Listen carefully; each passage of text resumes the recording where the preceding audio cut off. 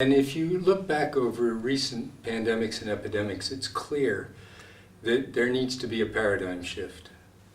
And I think this is the major lesson that we're learning.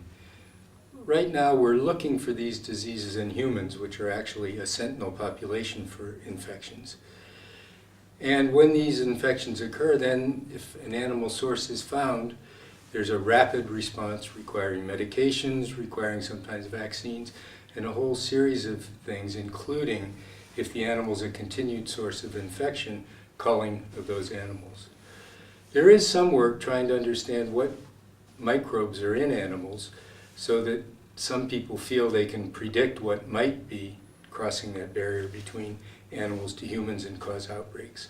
But the real solution is going back even further to the determinants, to what's causing those infections in animals and preventing them occurring.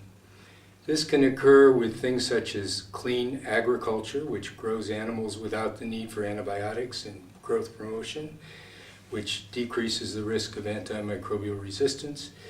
It can go to places like the Philippines, where the Ebola Reston virus transmission to humans can be prevented if pigs are kept in pigsties where bats cannot come in contact, or in Bangladesh, where people are producing palm wine, which is infected with the urine of bats merely because they don't cover the containers in which they're collecting wine.